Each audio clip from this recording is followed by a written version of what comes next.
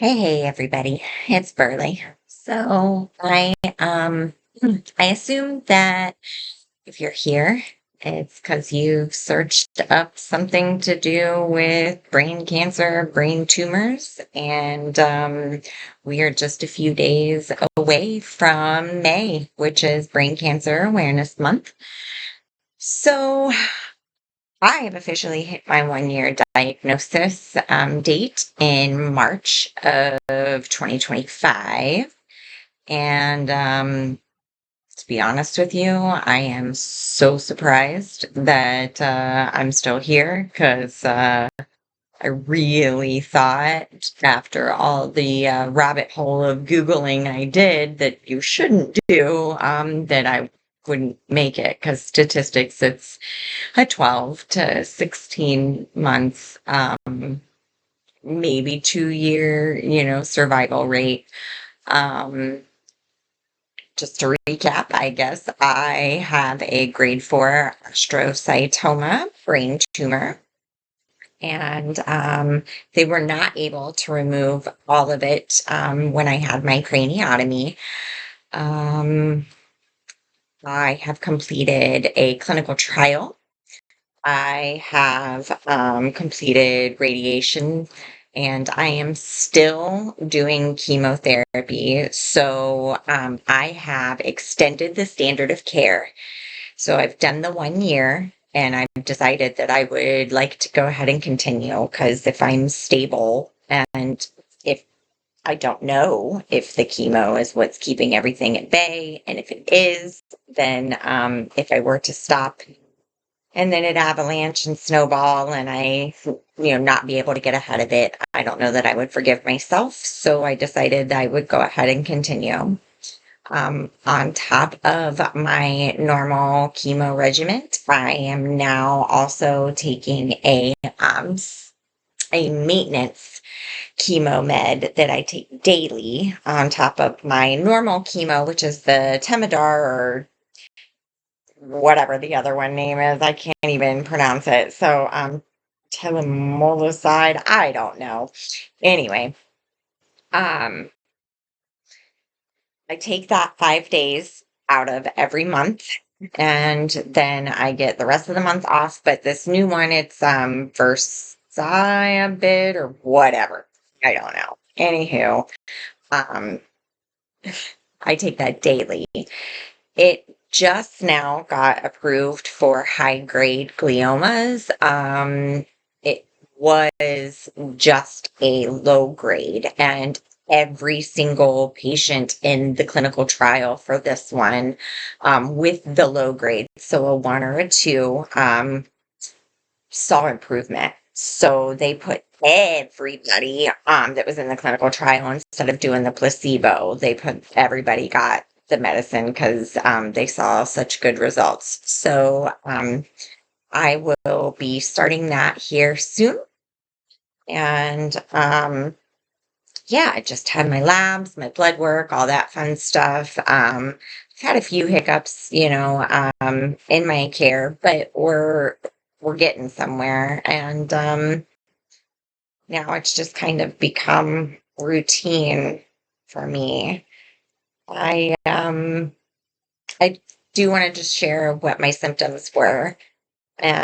So I would say that in November of 2023, so it was around Thanksgiving time, I was at work and I was an office manager for a chiropractic office. And I had gone home for lunch because I lived in the same area and went back to work, and my head was just pounding and my skin was red and I was flushed. And one of my doctors was like, Kim, you look drunk. Like I ran into a wall. Like I just was not, I wasn't with it. I had to go into a dark room with my computer and just kind of isolate myself. I had been having muscle pain, and I couldn't look up to the ceiling without feeling like my blood supply was being cut off.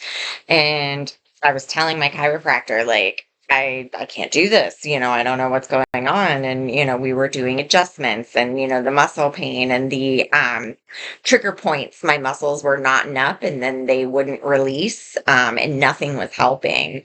And I ended up going home that day sick as a dog, and I was in bed for 3 or 4 days with a trash can next to the bed. I didn't get up. We missed Thanksgiving because I couldn't get up. I had to have complete silence, complete darkness. And yeah, you try doing that with a teenager and then a 8, almost 9-year old. That was not pleasant. So, but my partner did a fantastic job. I'll call him my husband because, we're not legally married, but we've been together about 14 years. So it's fair enough. Okay. Been enough, long enough. Um, so that was Thanksgiving. Then at Christmas time, oh, the headaches. Whew. Felt like my head was in a vice grip. Felt like something was squeezing my brain. Had it again at Christmas time. Also had COVID, so was didn't think anything of it. Well, it happened again in January, and in between this time frame, so from November to March, I was having headaches where I would have to not go into work in the morning and then just go in the afternoon because the head was hurting so bad. I mean, my muscles were so sore, and I couldn't put my finger on it. Where I live in the state that I live in, if you work for a company that is less than 10 people, your employer doesn't have to offer health insurance. So I didn't have health insurance. So therefore, I was not going to the emergency room because it sounded like a lot of money. So I said no. Um, well, I ended up going. I said no, it was in March. I said, I got sick again and had the trash can next to the bed, and I could just feel my body becoming weak. I didn't know what was wrong. I didn't understand, and I am not one to go to the hospital or to the doctor to pay that um, kind of money. I just couldn't do it. So I said, we need to go. Something's not right. And so, yeah, that's kind of how I found out some of my other symptoms that I had that I now, hindsight looking back, can go, oh, that's what that was. Where my tumor is located, the reason I could not look up is because it was the size of a nectarine, pushing on my brainstem and my spinal cord. So yeah, it was cutting off my circulation. And then I had a brain bleed. And on top of that, um, I my sensations, my skin. I was becoming sensitive to everything. I thought maybe it was just allergies, just I'm getting older, and should be starting menopause soon. And what if it's this or what if it's that? And, I mean, I even at one point did go to a minute clinic to have like a rash checked out. I mean, it just, if I get near dust or anything, I just light up like a Christmas tree, and it's awful. So what it's done to me now, fast forward with the sensations, is I can no longer wear some of the clothes that I used to wear. The material irritates my skin. I have to be very careful what I touch, what I'm around. It just constantly feels like dust is floating on me, touching me, and I've become hypersensitive to everything. And it can be hard for my family to handle at times. And trust me, I hate it. I don't feel like me anymore. So yeah, I still have the muscle weakness, and now sometimes I forget. My short-term memory is gone. I will forget what something is called. I'll know what the word is. I can't.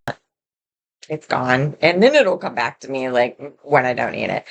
Um, there's my vision. I know that my left hand, I can see it here, but once it comes down here, I can see it in a video because I see it, but in my peripheral vision and my left hand side, it's gone.